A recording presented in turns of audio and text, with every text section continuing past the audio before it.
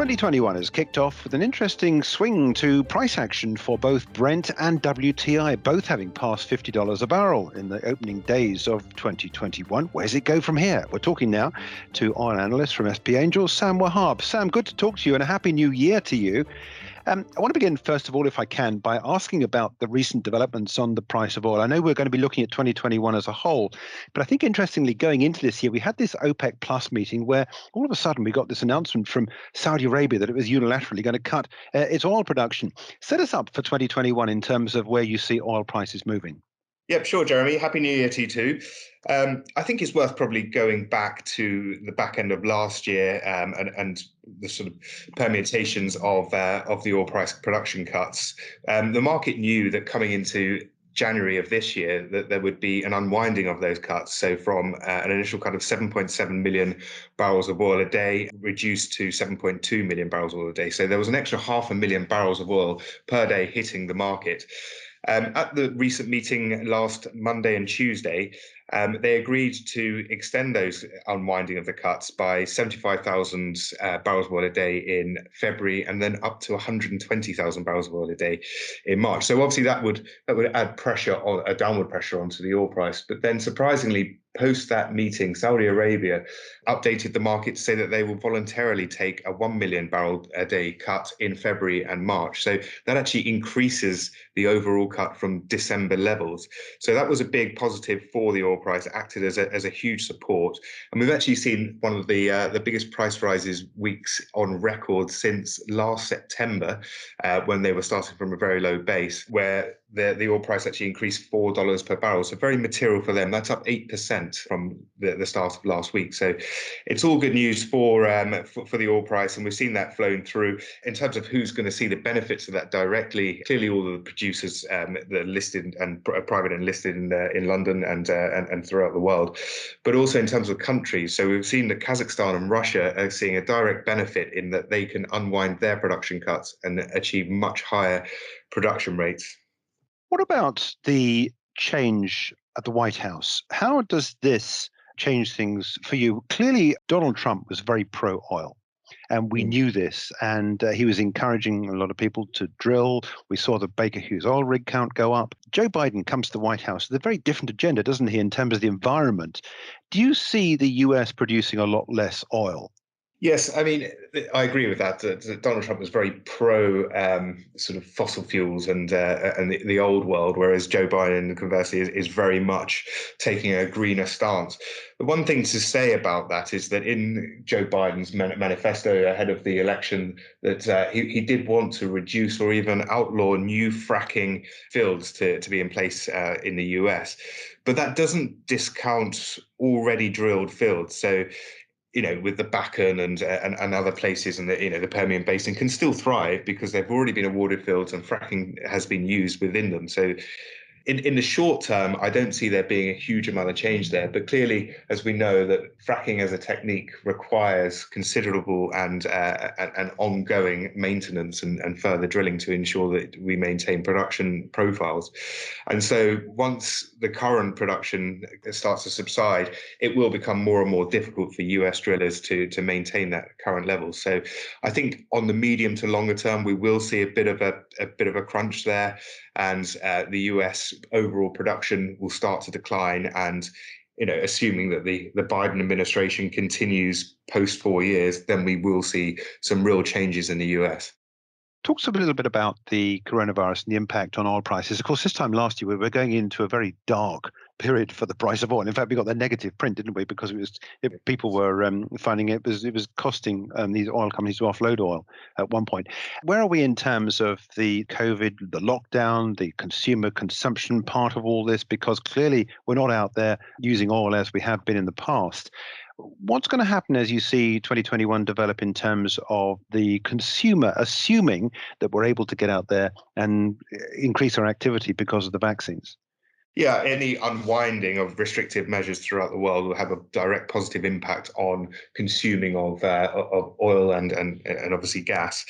I mean, at the very best of times, with a very sort of broad and easy outlook, it's always very difficult to predict the oil price. But even more so when we look at the volatile environment that we currently sit at the moment, most European countries are changing their restrictive measures by the day. I mean, we've seen that domestically here in the UK, where we really don't even know what the UK government will enforce next week, with regards to curfews, etc. But the one thing we can say is that any unwinding of these restrictive measures, which clearly should bore through with the introduction of the vaccine and how that ramps up throughout the UK and Europe, etc., we should see a direct positive impact on consumer usage of energy needs such as oil. So there will be a direct impact, and so you could argue from that basis that that the oil price outlook is positive relative to last year. Clearly, I'll have to caveat that because we're all running it with the vaccine at different stages in Europe. I think the UK is probably one of the further advanced nations relative to the likes of Germany and France. But then we look at other parts of the world, and we look to Asia, most notably China, which is obviously a contentious topic. But their economy is actually improving quite significantly. I think they're forecast this year to increase 8% GDP. Comparatively with Europe, that's excellent for them.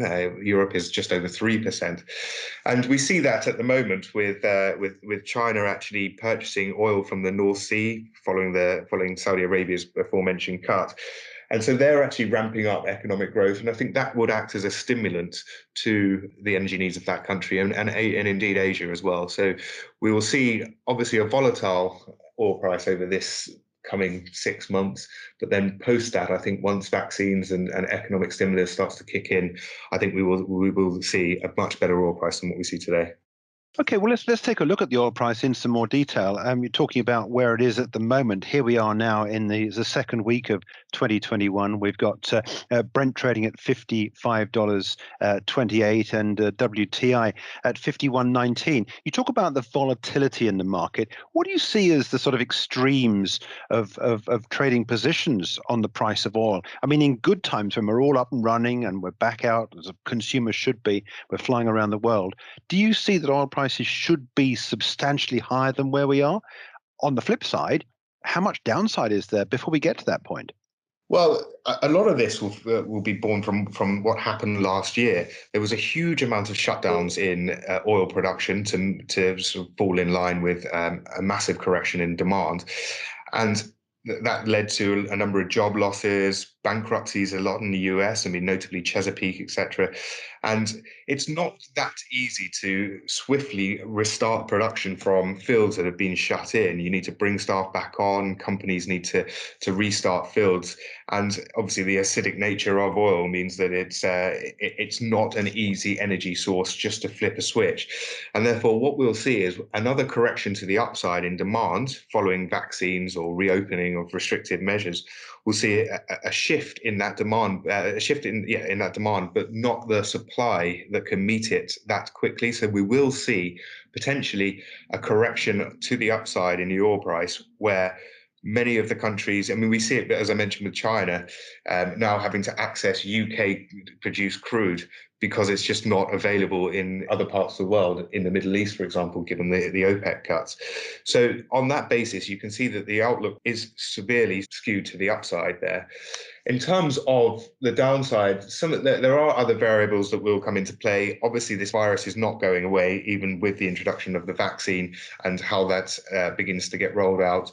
Also, weakness in the dollar tends to add volatility in the oil price, and we saw that last week.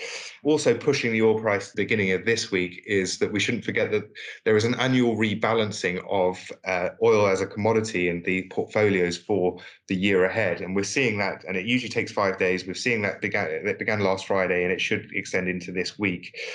We're expecting, given that there was a 20% decline in the oil price relative to 2019 levels last year, that we'll see a real repositioning for the strengthening of the oil sector this year, and up to 100 million barrels of oil future contracts to be purchased over the next 4 days. That's an estimate that many analysts are guiding, and we also estimate that $9 billion of oil future contracts will be purchased over the next 3 to 4 days. So that should see a short-term positive impact on the oil price.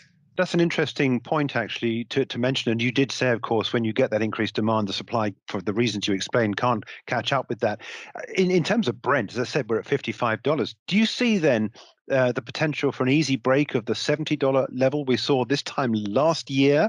I mean, that seemed to be I think that was pretty much the highest we've seen since May 2019. So do you see $70 as an easy number to break? I mean, nothing's entirely easy in such a volatile environment. The reason we hit 70 last year, I believe there was a sort of semi-trade agreement agreed between the Trump administration and China, which obviously buoyed the oil prices.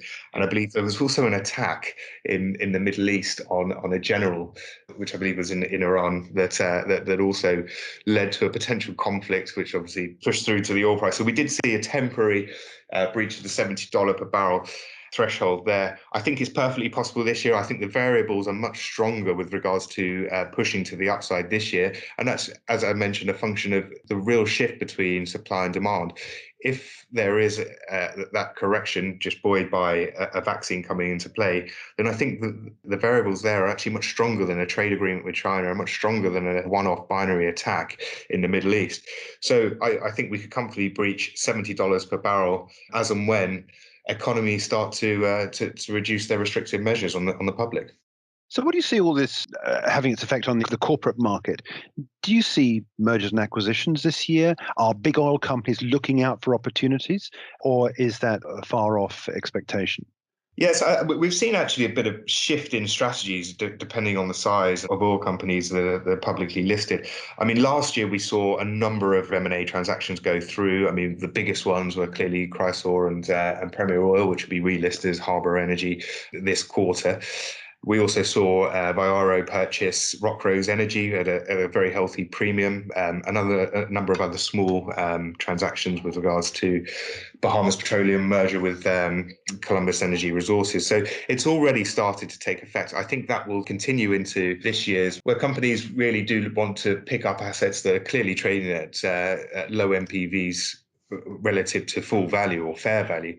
So I wouldn't be surprised to see more M&A come into play at the independent level. In terms of the IOC super major level, we are seeing a transition into more greener approaches and carbon capture, etc. So I would expect that going forward, that those larger entities will look to transition in that way, and that would give rise to maybe a rationalization of their portfolios, their non-core assets, where they might look to offload them, and we'll see the independents directly benefit from acquiring what are pretty good assets, but which the super majors can't continue to hold in the greener environment that we currently live in.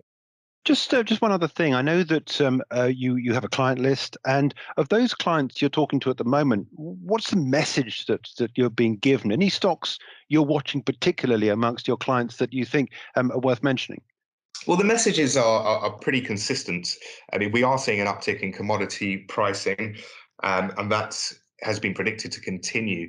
And a lot of the companies that we look after are particularly poised to take advantage of that. One in particular that we're particularly close to is Union Jack Oil. They have assets onshore UK. An interesting announcement this morning that there'll be a step change in the company's production profile outlook, with Wrestle in Lincolnshire coming on stream later this month at 500 barrels a day constrained, and that would be a net interest to Union Jack at 200 barrels oil a day. So that's very interesting there. And also at the back end of last year, the company announced some very encouraging results from its flagship West Newton field. That encountered through the appraisal well quite a significant extension of oil and gas in the Kirkham Abbey formation onshore UK. So that's one of the big value drivers for them, and we'll look in the near future to have one, maybe two extended well tests on that particular asset, which could lead to a re-rating in the company's share price. There are a number of other companies that clearly benefit from a much rosier and stable oil price outlook, many of which in terms of geared for the shift to the upside would be within the independents or the smaller players. Those would be the likes of Premier Oil, which obviously will be merging with Chrysaor to relist as Harbour Energy, as well as the likes of Tullow Oil. Any uplift in the oil price there, Tullow will see a direct benefit given that they are very very constrained by a high debt position, and so we've seen them start to tick up in recent weeks.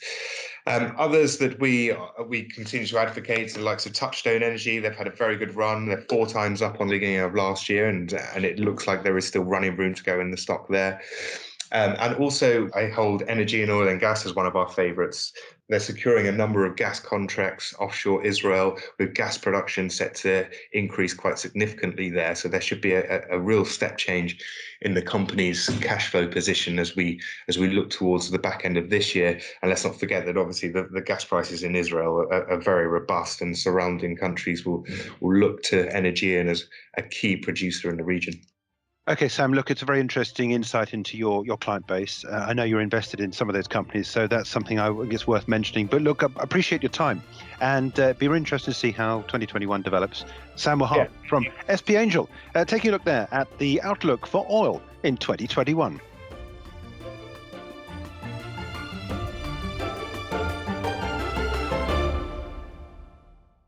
For more videos from us here at IGTV, join us on Twitter at IGTV and subscribe to our YouTube channel.